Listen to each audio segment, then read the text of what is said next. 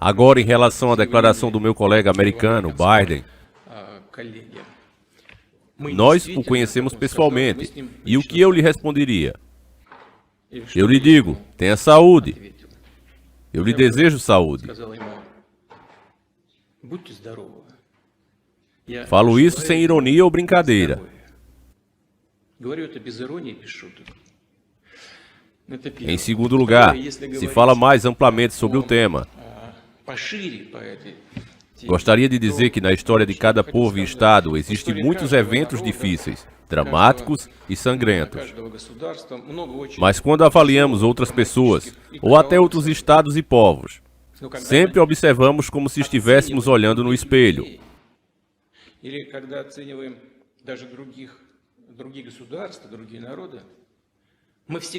A gente sempre acaba se vendo, porque sempre atribuímos ao outro aquilo que nos compõe.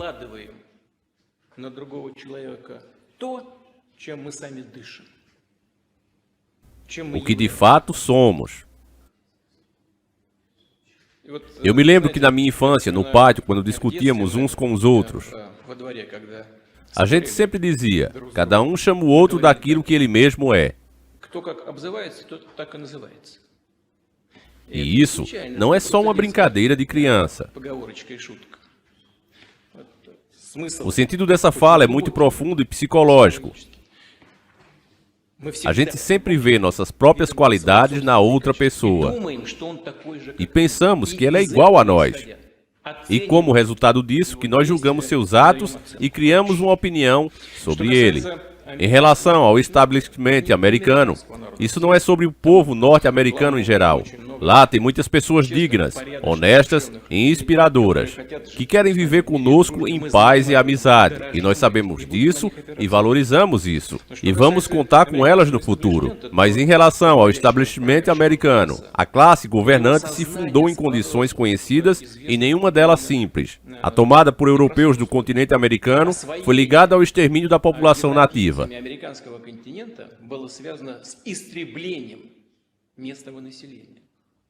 Ligado ao genocídio, como dizemos hoje.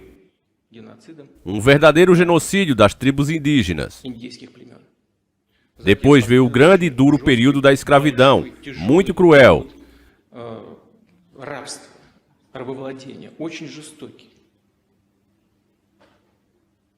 Tudo isto segue ao longo da história. Até os dias de hoje, acompanha a vida nos Estados Unidos. Ou, de onde veio o movimento Black Lives Matter? Isso mostra que isso ainda tem importância. Até hoje, os afro-americanos enfrentam a injustiça e extermínio.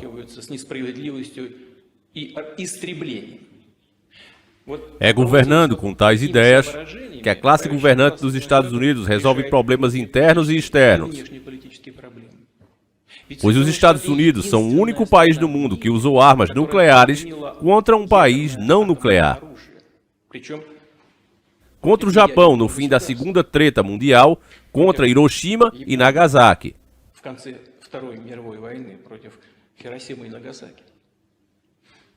Não havia nenhuma necessidade militar disso. Foi um extermínio direto da população civil.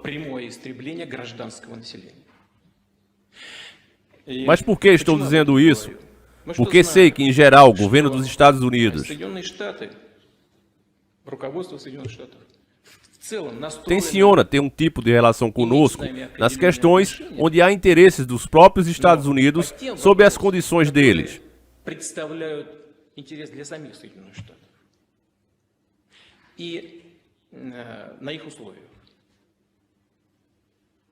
Nós, embora eles pensem que somos iguais a eles, somos pessoas diferentes.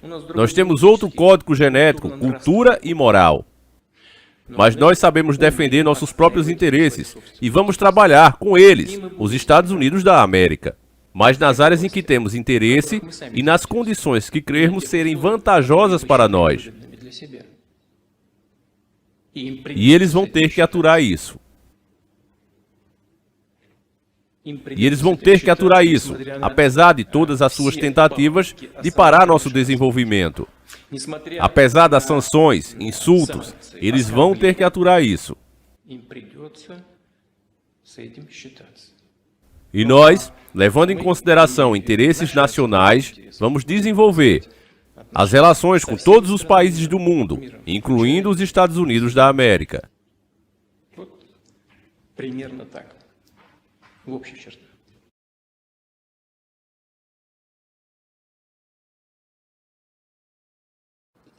O senhor falou muito sobre garantias de segurança e agora vemos suas propostas.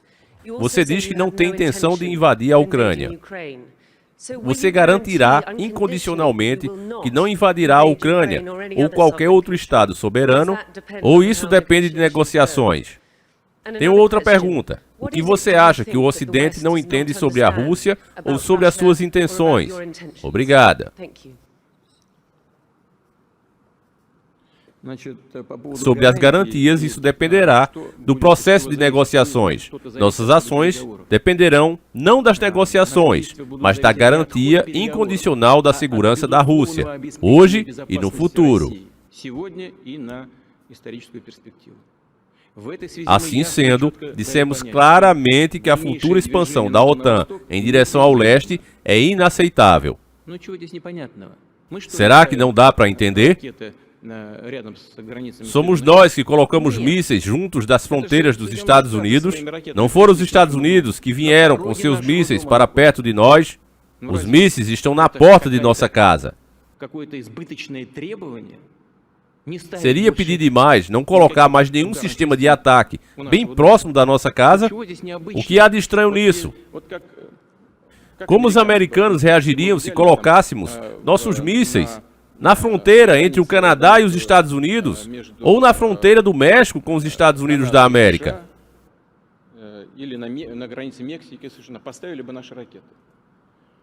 Será que o México e os Estados Unidos nunca tiveram disputas territoriais? De quem era a Califórnia e o Texas antes? Já esqueceram. Tudo bem, já passou. Ninguém lembra disso hoje, como se lembra da Crimeia. É incrível. E nós tentamos não lembrar como a Ucrânia foi formada. Quem a criou? Vladimir Lenin, 1870 a 1924, quando criou a União Soviética. O Acordo de União de 1922 e a Constituição de 1924. Depois da morte dele, mas pelo menos seus princípios. A questão está na segurança. Agora, deixemos a história. A questão é garantir a segurança. Por isso que para nós não importa o andamento das negociações, mas o resultado. Será que não sabemos? Já falei várias vezes e você deve saber bem. Disseram para nós que não avançariam nem 1 centímetro para o leste, nos anos 90. E acabaram nos enganando. Nos enganaram descaradamente. Foram 5 ondas de expansão da OTAN. E agora tais sistemas estão surgindo da Romênia e na Polônia. É essa a questão. Entendam de uma vez por todas. Não somos nós que ameaçamos. Nós, por acaso, fomos para as fronteiras dos Estados Unidos da América ou do Reino Unido? Eles que vieram para cá. Agora dizem que a Ucrânia fará parte da OTAN. Significa que lá também haverá armas. O que será que há com a OTAN, mas em nível bilateral? Terão bases e sistemas de ataque. Esta é a questão. E você exige de mim garantias. Vocês é quem deve nos dar garantias. Vocês e imediatamente, agora. E não ficar de papo furado por décadas com essa conversa sutil. Sobre a necessidade de segurança para todos e fazer o que querem. Com essa conversa mole sobre a necessidade de garantir segurança para todos. Agora, qual era a outra pergunta? Você pode repetir? O que você acha que o Ocidente não entende sobre a Rússia, sobre as suas intenções? Quer saber de uma coisa? O que eles entendem é o que eles não entendem. Às vezes parece que nós vivemos em um mundo diferente. Eu acabei de te dizer o óbvio. Como você não consegue entender isso?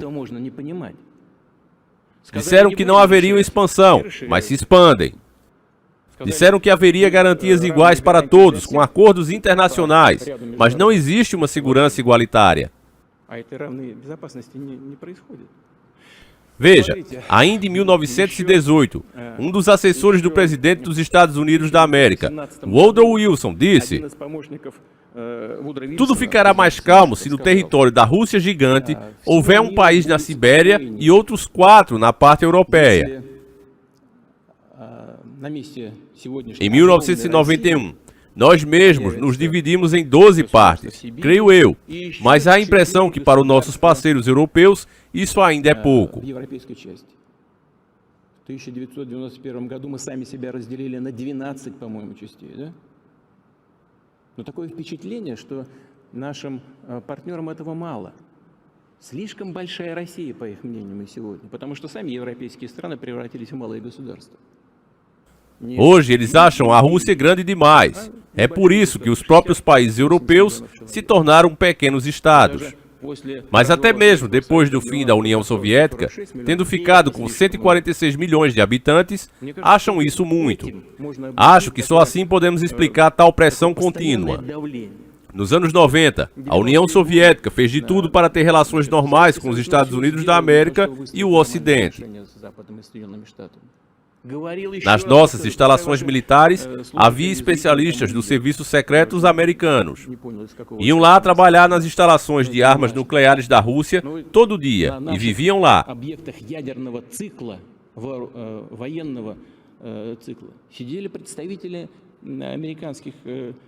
Служб соответствующих. Ходили туда на работу, на объекты ядерного оружейного комплекса России. Каждый день они жили там. Eles trabalhavam no governo da Rússia, conselheiros e funcionários da CIA. O que vocês queriam mais? Por que vocês apoiaram os malvados no norte de Kausáko e utilizaram organizações abertamente malvadas na tentativa de acabar com a Federação da Rússia? Vocês fizeram isso, certo? Eu, como ex-diretor do FSB, sei isso bem. Trabalhávamos com agentes duplos e eles nos reportavam quais missões eles recebiam das inteligências ocidentais. Para que isso foi feito? Vocês deviam ter encarado a Rússia como um provável aliado, mas não, foi tudo ao contrário. Depois começaram a expandir a OTAN para o leste. Claro que falamos para não fazerem isso, e vocês prometeram não fazer.